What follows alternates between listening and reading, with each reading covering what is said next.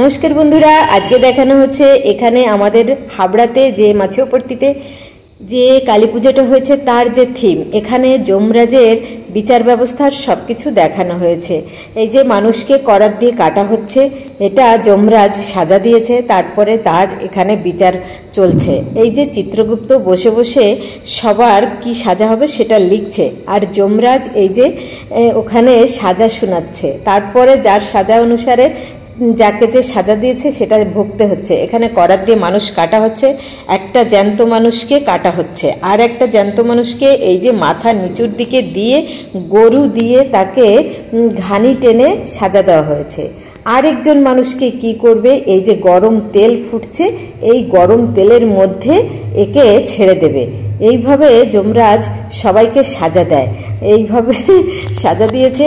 খুব এখানে এই থিমগুলো বানিয়েছে, দেখতে ভালো হয়েছে। ভিড় হয়েছে প্রচণ্ড, কিন্তু জায়গা খুব ছোট, সরু গলির ভিতরে হয়। আর এখানে এই যে তারাপীঠে, মহাপীঠ তারাপীঠের যে কালী ঠাকুর, ওনার যে ভক্ত, উনি এই যে বামাখ্যাপা পুজো করছিলেন, ওনারটাও দেখিয়েছে। তারপরে দেখিয়েছে এই যে হরিশ্চন্দ্র শৈবা, ওনার ছেলেকে এই যে জ্বলন্ত চিতার সামনে নিয়ে দাঁড়িয়ে রয়েছে, এখন চিতায় তুলবে। আর হরিশ্চন্দ্রর ছেলে, আর এই যে হচ্ছে ভূতের রাজত্ব, দুটো ভূত, আর ওই যে একজন মৃতকে নিয়ে চলে যাচ্ছে কাঁধে করে। তারপরে আসল এই যে কালী ঠাকুরের পুজো মূর্তি হয়েছে। কেমন হয়েছে বন্ধু?